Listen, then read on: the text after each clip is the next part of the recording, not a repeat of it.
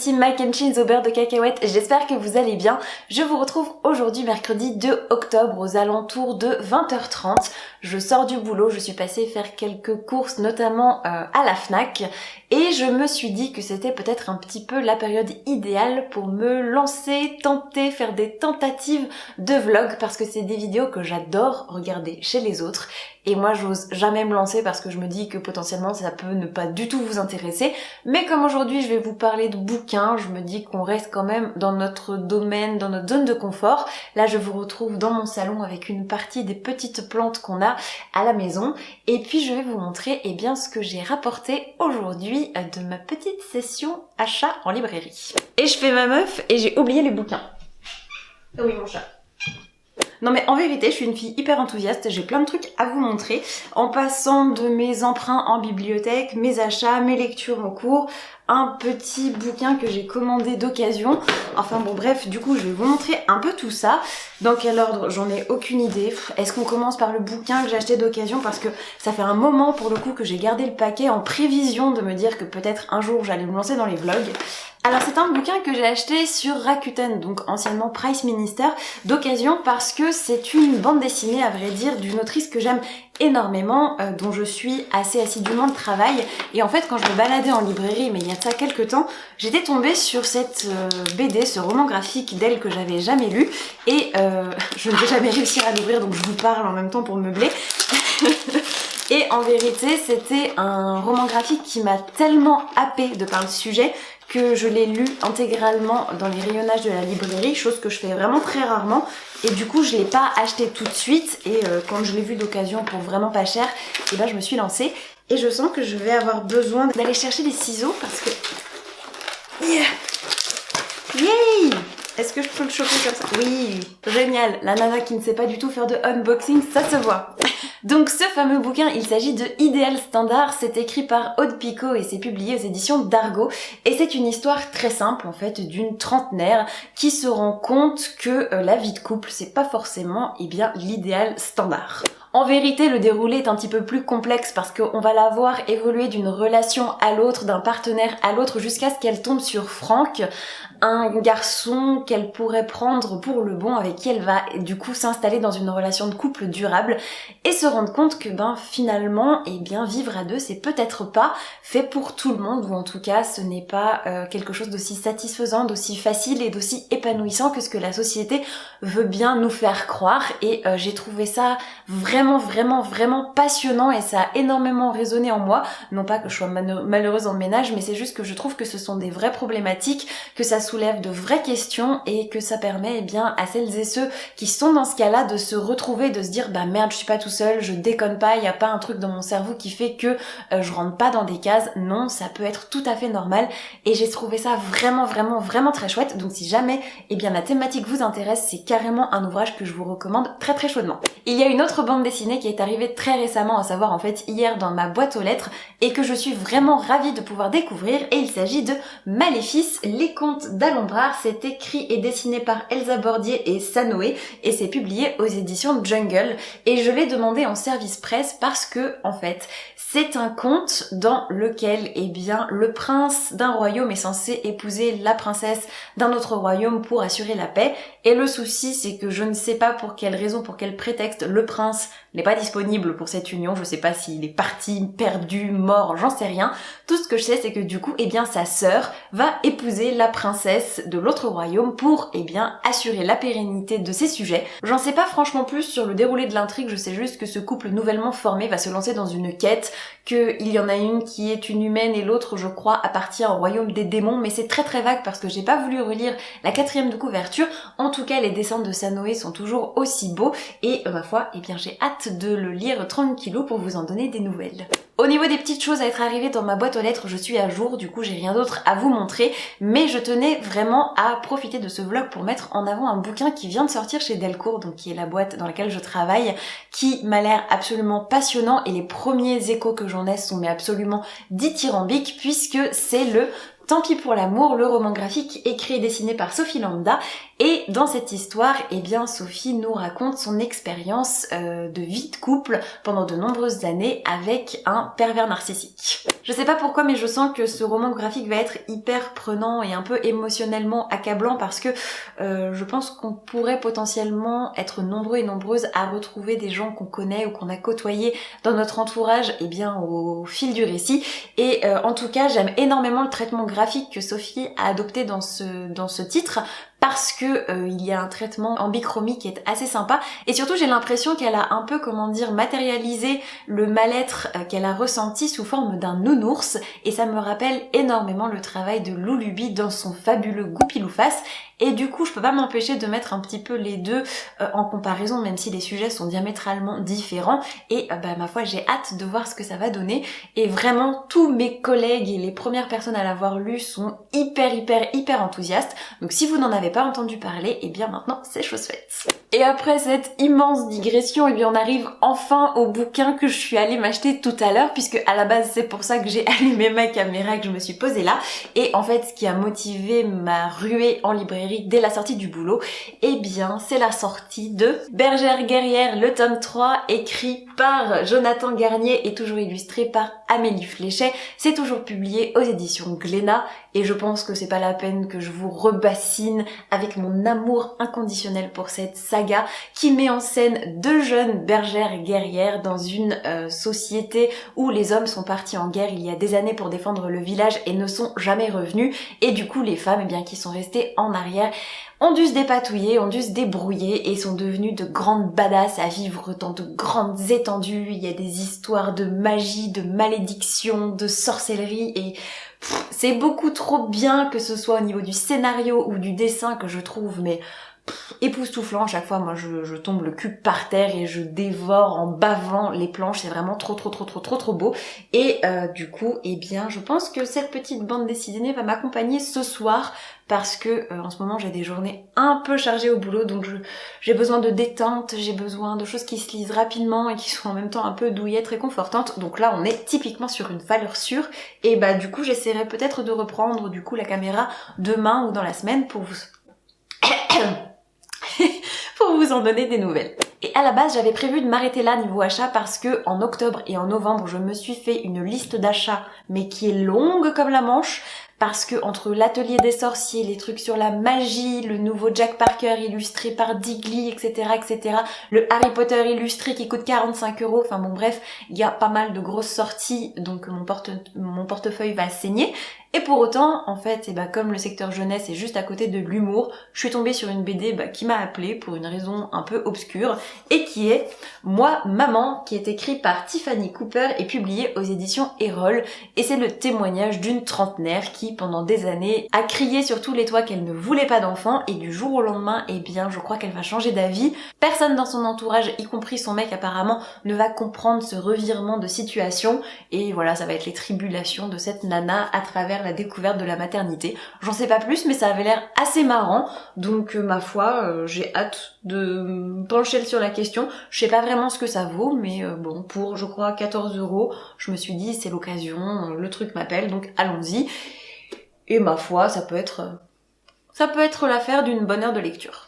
Et après cette pérégrination, dans le rayon BD, je me suis précipitée en littérature jeunesse, parce qu'un tour en librairie n'en serait pas un sans ça. Et j'ai été attirée par un petit bouquin qui coûtait à peine 5,90 €, donc vous pensez bien que je me suis précipitée.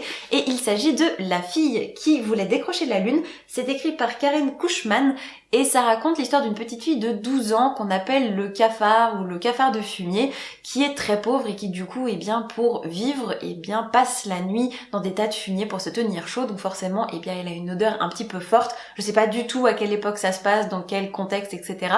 Mais du coup, elle va être recueillie par, la guérisseuse du village, qui du coup, va la prendre comme apprentie. Et j'en sais pas plus, mais je sens que cette histoire de femme mise en marge de la société, ça va beaucoup me plaire, et ma foi, ça tombe aussi pas mal dans cette ambiance de Pumpkin Autumn Challenge, donc achat plutôt raisonnable, utile, et qui me fait carrément plaisir. Bon, et après ce petit melting pot d'achat, je vous propose qu'on se fasse un petit point sur ma lecture en cours, parce que mine de rien, je la traîne depuis pratiquement 10 jours maintenant, et quand on connaît mon rythme de lecture, c'est assez long, et il s'agit de Falalala la de Émilie Chazeran publié chez Sarbacane dans leur collection Exprime. Et je suis désolée pour la chanson, mais en même temps je ne peux pas faire autrement parce que le titre est tiré vraiment de cette chanson de Noël. Et je pense que c'est aussi pour ça que je le fais traîner. Parce que je le lis en plein mois d'octobre alors que c'est une lecture parfaite pour le Cold Winter Challenge. Donc si jamais il vous tente, attendez vraiment novembre, décembre et la période des fêtes parce que ce sera le compagnon idéal pour des séances chocolat chaud au pied du sapin avec les petites loupiottes qui clignotent. Enfin, c'est vraiment la lecture idéale pour ça. Et je vous en avais un petit peu parlé sur Instagram parce que j'avais lu les 20 premières pages un dimanche après-midi et que j'étais tombée totalement amoureuse parce que Émilie Chazeran, c'est celle qui avait écrit La Fourmi Rouge, toujours chez Sarbacane, et aussi La Société des pépés à adopter dont je vous ai déjà parlé sur la chaîne, donc je vous mettrai le lien dans le petit i si ça vous intéresse. Dans cette histoire, on va suivre Richard, un ado de 17 ans qui pourrait somme toute avoir une vie assez banale, si ce n'est que, eh bien, il est le seul garçon de 1m90 dans une famille exclusivement féminine et constituée de personnes de petite taille qui ne dépassent pas les 1m20 et qui sont allés se perdre dans une colline près de Strasbourg pour être entre gens de petite taille et qui ont ouvert du coup Tannenland qui est un endroit réservé aux fêtes de fin d'année dans lequel vous avez des animaux miniatures avec un immense calendrier de l'Avent qui permet eh bien d'accueillir les visiteurs et qui est la deuxième attraction touristique de la région. Et le problème, du coup, c'est que Richard ne sait pas trop quelle est sa place dans cette famille très féminine et du coup hyper soudée. Et c'est le point de départ de cette histoire puisque Ludovica, l'une de ses cousines avec qui il vit, se découvre une maladie cardiaque et va l'obliger à aller à un groupe de parole. Et c'est là que tout va se déclencher. Et ce qui est drôle dans ce roman, c'est que j'ai adoré le début parce que la plume d'Émilie Chazeran est unique en son genre tellement elle est drôle, elle est imagée, elle a le don des images mais que on ne voit nulle part, le don pour tricoter des dialogues mais hyper savoureux, enfin bon bref c'est un régal et j'étais vraiment hyper emballée par le début et puis assez rapidement en fait il y a eu un ventre mou parce que pour moi c'est un roman de la digression, c'est-à-dire que au début, j'en sais rien, peut-être pendant 100 pages, Richard va juste être dans son groupe de parole un soir et ça va aller de digression en digression, c'est-à-dire qu'on va vous parler de la mort de machin par accident, on va vous parler de la découverte de la maladie de machine parce que le matin il s'est passé ça. Et pendant vraiment 150 pages, eh bien ça va être que ça. Donc j'ai eu un petit peu de mal à m'accrocher, mais une fois qu'on a commencé à faire un petit peu le tour de tous ces personnages, c'est vraiment génialissime parce que vous avez mais alors 1000 thématiques qui sont exploitées et c'est drôle et c'est touchant. J'adore le personnage de Ludovica qui est une nana qui adore lire, qui est très intelligente, qui est assez renfermée et qui en même temps en a marre du coup d'être la petite fille sage, surtout que maintenant qu'elle a une maladie cardiaque, eh bien elle se dit qu'elle pourrait mourir n'importe quand et elle va envoyer tout valser et en fait ça va du coup faire un effet domino boule de neige entre la mère de Richard qui a toujours raconté qu'elle avait été en Espagne pour se faire inséminer pour avoir un enfant alors que c'est pas vrai du tout et enfin bon bref il y en a une qui est enceinte à 17 ans du fils du voisin que tout le monde déteste et elle ose pas en parler. Enfin bon bref, je ne veux pas trop vous en dire, mais vous avez plein de secrets de famille qui vont commencer comme ça à doucement se tendre et c'est vraiment excellent.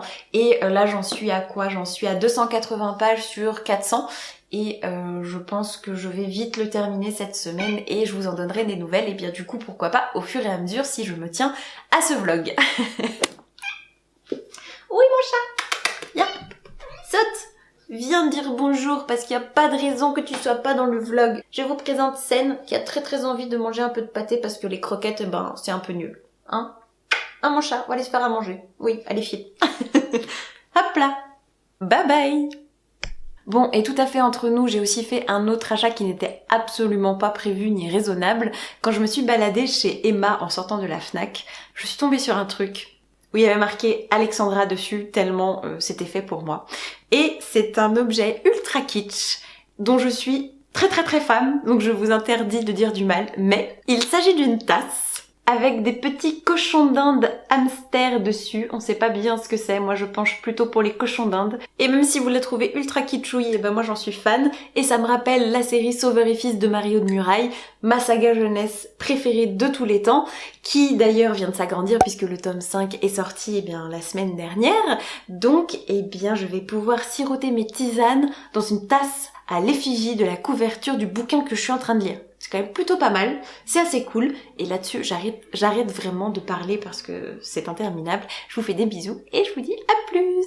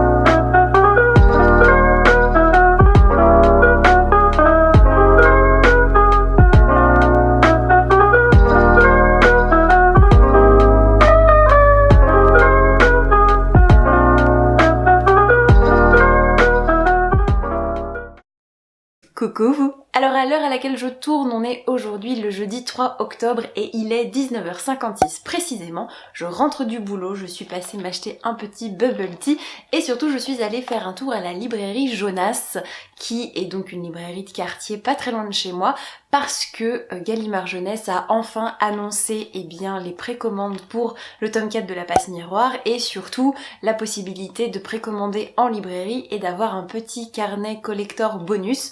Donc vous pensez bien que je n'ai pas résisté bien longtemps. Dès qu'ils ont sorti la liste des librairies partenaires, j'ai foncé. Et donc forcément j'ai eu cette petite chose et je sais absolument pas ce qu'il y a dedans, je sais juste que du coup l'illustration de couverture est vraiment splendide, à la hauteur de tout ce qu'on a pu avoir sur la saga. Et en gros je crois que c'est des carnets de croquis avec quelques explications sur les esprits de famille, sur les personnages, sur les lieux, etc. etc. En tout cas ça a l'air très très joli et ma foi c'est une façon de nous faire patienter encore quasiment un mois et demi. Donc voilà, très contente de mon petit achat et donc du coup comme je suis allée précommander, j'ai fait un petit tour dans la librairie dans laquelle je n'avais jamais mis les pieds et du coup ça va très très vite changer parce que maintenant ça va devenir un peu mon repère tellement c'est mignon et tellement leurs tables et leurs choix sont vraiment chouettes.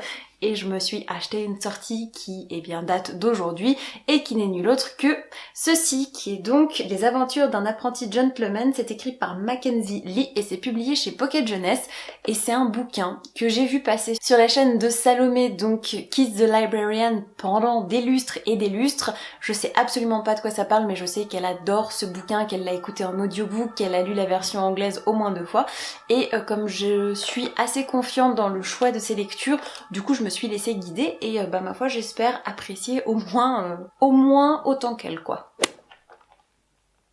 Je me dis tout le temps qu'il faut que j'arrête de boire autant de bubble tea parce que je vais finir par me réincarner en graines de tapioca. Surtout que c'est à chaque fois les grosses bassines comme ça que je prends, je sais pas combien il y a de centilitres, enfin c'est une catastrophe.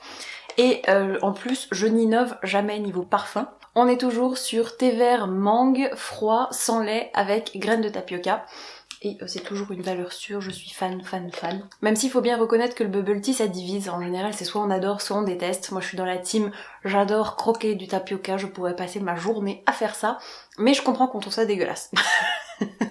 Sinon niveau lecture, hier soir je vous laissais en vous disant que j'allais aller dîner en lisant cette petite chose, donc le tome 3 de Bergère guerrière d'Amélie Fléchet et Jonathan Garnier.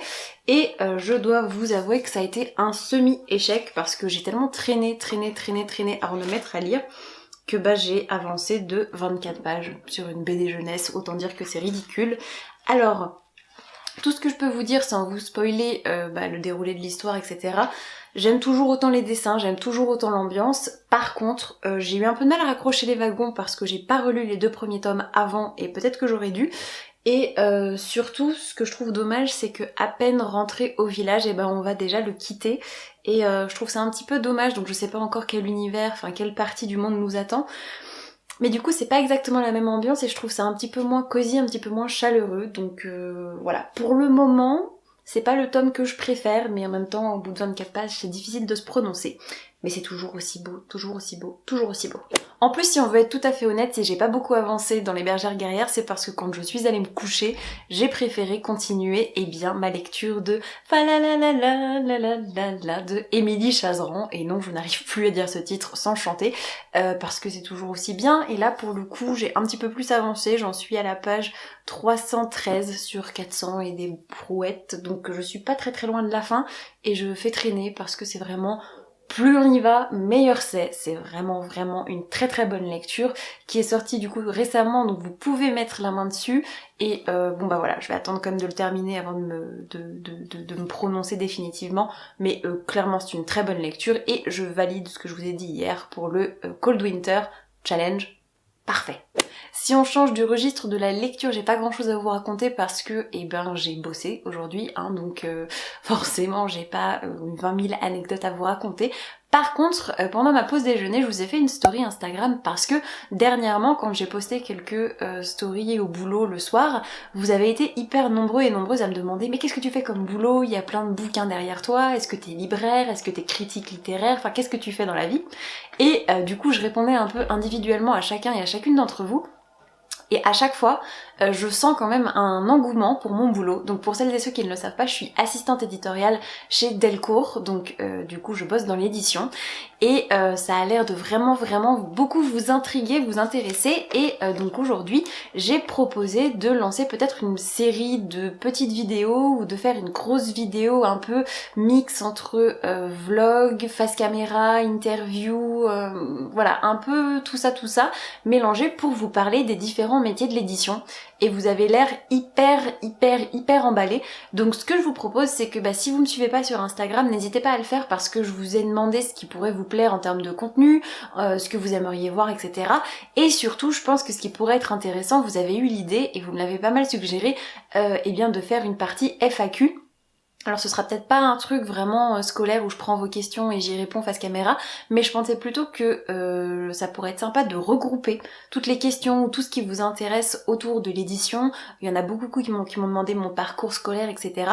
Donc n'hésitez pas à mettre dans les commentaires tout ce qui pourrait vous intéresser dans ce domaine-là. Comme ça, moi, ça me permet à la fois de penser à mes vidéos, comment je peux les construire, et surtout peut-être aussi si j'interviewe certains de mes collègues ou d'autres intervenants de la chaîne du livre, enfin je sais vraiment pas encore la tête que ça peut avoir, mais du coup si je me lance, ça me permettra de leur poser des questions qui vous intéressent vous directement, et c'est pas forcément que aux éditeurs, ça peut être, j'en sais rien, aux libraires, aux techniciens de fabrication, aux gens du marketing, aux gens de la presse, enfin voilà, n'hésitez pas, sentez-vous libre, moi en fonction de vos attentes, j'essaierai de créer un truc mini documentaire, série, reportage, alors à la hauteur de mes moyens techniques, disons-le bien franchement, mais voilà, c'est une idée que j'ai eue, donc surtout n'hésitez pas à réagir dans les commentaires. Si vous ne me suivez pas sur Instagram, au moins vous pourrez participer à cette série de vidéos. Et maintenant que ça c'est dit, il est déjà 20h, ma moitié est rentrée, donc je pense qu'on va se faire une petite salade tomate mozza avec une petite bière et on va regarder un truc sur Netflix, je pense. Donc je vais arrêter le vlog pour aujourd'hui. Demain, journée boulot, donc c'est pareil, je pense pas que j'aurai trop le temps de vous prendre, surtout que j'ai 2 bouquins à faire d'ici demain soir 19h parce qu'après ma maman vient me chercher et on va boire un coup, aller manger quelque part dans Paris. Donc comme ma maman n'habite pas dans la région, c'est toujours un peu la fête quand on se voit. Donc c'est pareil, je pense pas que j'aurai l'occasion de vous reprendre, mais voilà, je vous tiendrai au courant. Donc c'est tout, j'arrête de blablater, je vous fais de gros bisous et puis ciao ciao.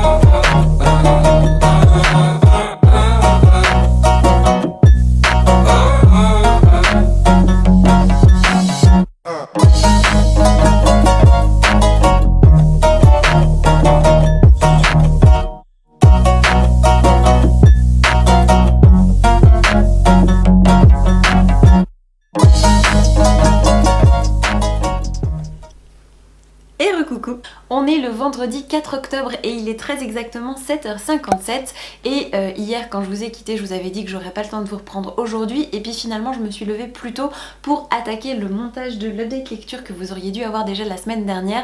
Donc je m'étais dit que comme j'avais déjà les spots de sortie, le trépied et tout, c'était l'occasion de vous donner mon avis final sur Falalalala de Émilie Chazeran puisque je l'ai terminé hier soir ou même plutôt cette nuit parce que j'ai été un peu prise d'insomnie. Et que vous dire à part que c'est un quasi coup de cœur. Alors c'est pas un coup de cœur absolu parce que je pense qu'il y aurait eu des moments qui auraient mérité d'être passés un petit peu à la serpe parce que c'est ce que je vous disais, j'ai eu un ventre mou dès passer les premières 50 pages, ça a commencé un petit peu à retomber pour moi au niveau du rythme et puis petit à petit en fait on s'attache tellement au personnage que on se rend compte que c'est vraiment le roman de la digression, ça part dans tous les sens mais une fois qu'on est vraiment installé avec nos personnages, qu'on a vraiment les éléments de base parce que mine de rien on a quand même une brochette d'une dizaine de personnages à assimiler et une fois que ça s'est passé on n'a qu'une envie, c'est de rester à Tannenland et c'était vraiment super comme lecture, très touchant, très réconfortant, il y a un véritable esprit de Noël, de famille, c'était super mais voilà, je pense qu'au niveau du rythme ça plaira peut-être pas à tout le monde, moi j'ai adoré quand même malgré tout, autant vous dire que j'ai fini en chialade totale dans mon lit, il était à peu près 1h30 du matin, c'était un peu le moment ridicule mais c'était très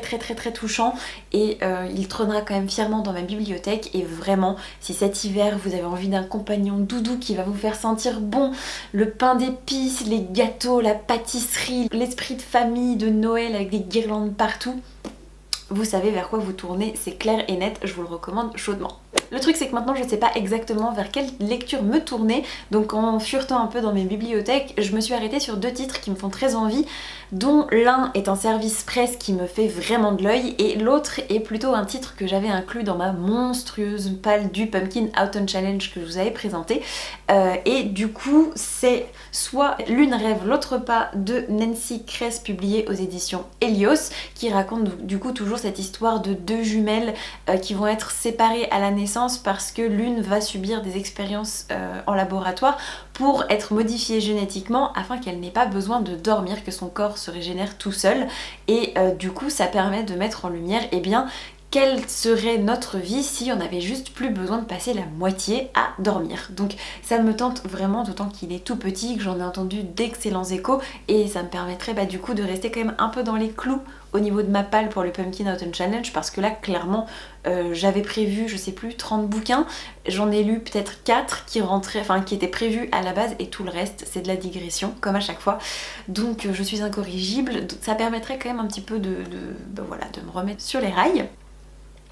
Je bois mon infusion en même temps parce que c'est l'heure du petit-déj pendant que je vous parle. Et hop. Et donc le deuxième bouquin que j'ai en tête, c'est un livre que vous avez dû voir un peu partout sur les réseaux sociaux parce qu'il y a une série Netflix qui ne va pas tarder à sortir autour de ce bouquin et il s'agit de Cursed la rebelle, le premier tome je suppose, qui est écrit par Thomas Wheeler et illustré par Frank Miller. Donc Frank Miller qui est un auteur de comics américain hyper connu, qui a un trait hyper incisif, très brutal, qui en tout cas moi me plaît beaucoup même si je suis pas hyper fan de la couverture, en tout cas les illustrations intérieures sont vraiment chouettes et c'est un peu un moyen de sortir de ma zone de confort parce que à la fois je pense qu'on est parfaitement dans l'ambiance pour Halloween, le mois d'octobre et tout parce que ça a l'air bien glauque à souhait et le truc c'est que c'est une réécriture des légendes arthuriennes d'un point de vue féminin avec une héroïne ultra rebelle et je crois qu'en fait l'héroïne s'appelle Nimue ou Nimu, je sais pas exactement comment on le prononce, avant qu'elle ne devienne celle qu'on appellera ensuite la Dame du Lac et moi j'avoue que je n'y connais pas grand chose en légende arthurienne parce que ça n'a jamais été ma tasse de thé comme diraient les anglais. Et pour autant je suis assez intriguée donc je sais pas, l'un des deux va m'accompagner dans mon sac tout à l'heure mais en tout cas vraiment l'objet m'intrigue vachement parce que quand on sait qu'ils l'ont écrit en même temps que le scénario et bien de la série, je pense que ça va être quelque chose d'assez visuel, d'assez punchy, de bien tranché et en plus voilà je vous montre, je vous ferai peut-être des inserts mais c'est quand même illustré de manière très sympa. Alors il y a des choses beaucoup plus raw comme on dit, un peu plus wild, mais vraiment au niveau de l'ambiance ça me fait furieusement envie. Donc je pense que plus je vous parle, plus mon choix est en train de se faire, parce que très clairement j'ai bien envie de me lancer dans Cursed. Voilà, donc vous savez tout de ma lecture que je viens de terminer, de la lecture que je vais me choisir, et je vais retourner à mon montage en mangeant mes petits morceaux de banane avant de partir bosser. Et puis je vous souhaite une très bonne journée. Pour le coup je pense vraiment pas vous reprendre aujourd'hui. Je vous fais plein de bisous et je vous dis à plus.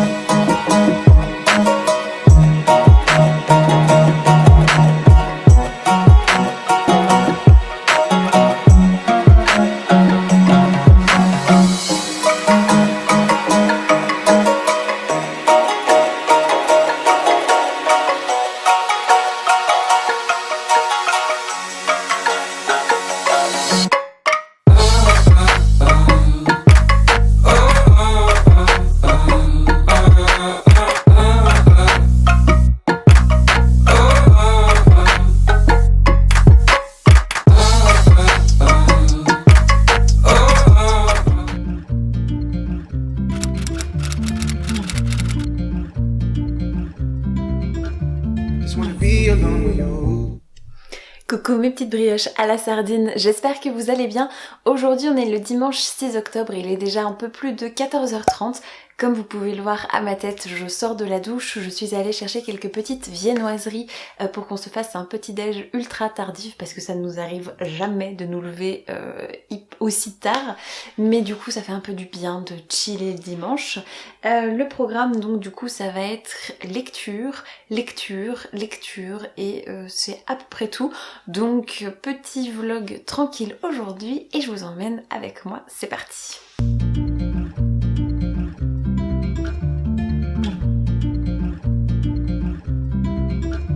Just wanna be alone with you.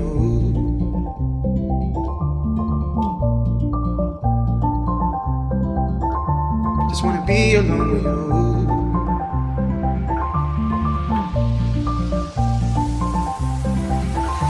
Just wanna be alone with you.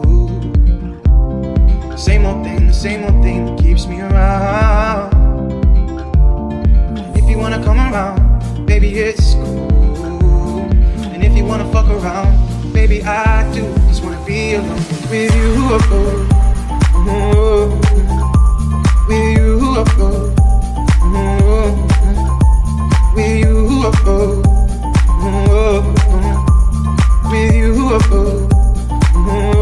Just wanna be alone with you.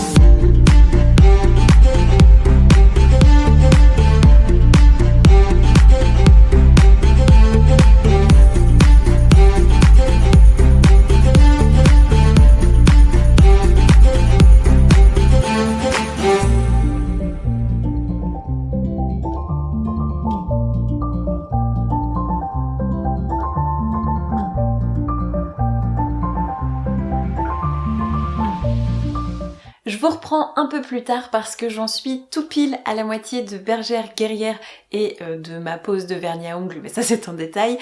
Tout ça pour vous dire que je reviens totalement sur mon avis.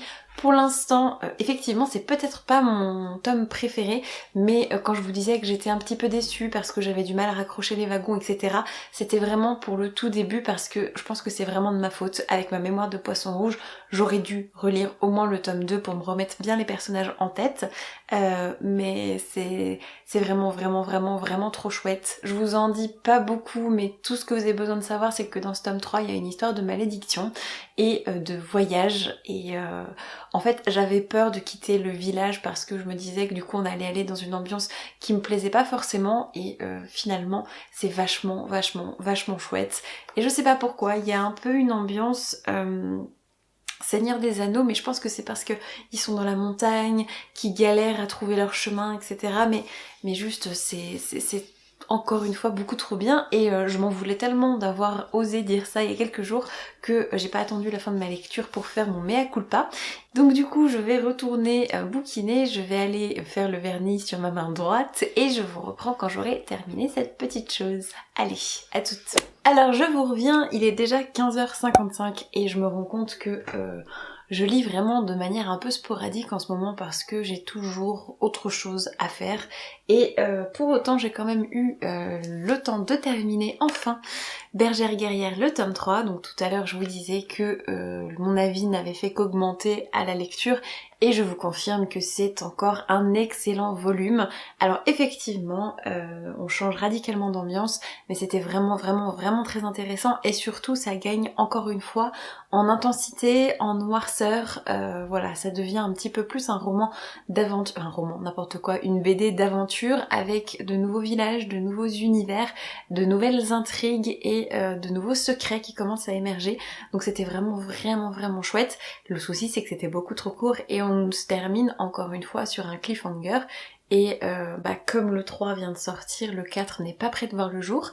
Et l'attente va être longue, mais encore une fois, eh bien c'est une série sur laquelle vous pouvez compter, donc si vous ne vous êtes pas lancé, ne tenez pas compte de mon avis un peu grognon du début de ce volume-là, je retire tout ce que j'ai dit, ça vaut clairement la peine. Et sinon j'ai oublié de vous en parler, mais hier j'ai attaqué Moi, maman de Tiffany Cooper, publié aux éditions Erol, que je vous ai montré je crois en début de semaine, qui raconte du coup l'histoire d'une Parisienne trentenaire qui est célibataire, endurcie et convaincue, voilà, qui part du principe que se mettre en couple c'est pas du tout pour elle, que avoir des enfants elle comprend pas l'intérêt, et les premières planches sont totalement hilarantes, et en fait c'est du coup ce témoignage est coupé en deux entre cette partie vraiment de célibataire qui ne comprend pas les gens qui se donnent des surnoms niais, qui se farcissent les corvées ménagères de quelqu'un d'autre, etc.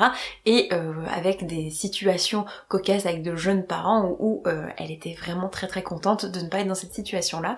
Et puis du jour au lendemain, elle va tomber amoureuse et c'est vraiment littéralement reproduit graphiquement. Elle tombe comme ça et elle se met en couple, ça commence à se passer bien et petit à petit, un beau jour, elle se réveille et elle se dit ok, en fait finalement je veux un enfant.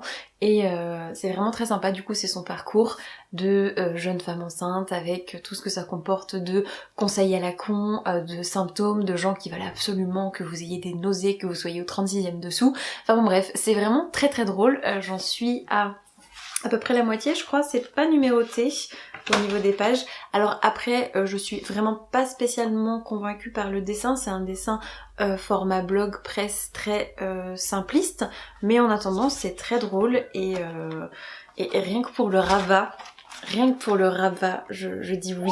Voilà, une maman qui fait tomber son smartphone sur la tronche de son bébé parce qu'elle a pas fait attention, je trouve ça très drôle et c'est assez bien représentatif de l'humour de la BDiste, donc ouais franchement pour l'instant c'est une bonne lecture que je fais traîner comme ça, c'est pas un truc dans lequel je me lance à corps perdu, mais excellent choix en librairie, je me félicite de l'avoir pris. Et si on reste dans les lectures que j'ai entamées dont je vous ai pas parlé, je crois que c'était avant-hier, je vous laissais après avoir terminé du coup Falalalala, oui j'arrive ça y est enfin à le dire sans chanter, je me suis du coup lancée dans Cursed, La Rebelle de Thomas Wheeler et illustré par Frank Miller, et c'est toujours chez Gallimard Jeunesse, et vous allez voir que j'ai du coup mis une enveloppe comme marque-page alors que j'en ai des très beaux, mais en général quand j'attaque une lecture dans le métro j'ai jamais de marque-page sous la main, donc du coup je mets ce que je trouve dans mon sac, et pour l'instant ça commence très bien puisqu'on suit Nimue, du coup une jeune fille qui habite dans un village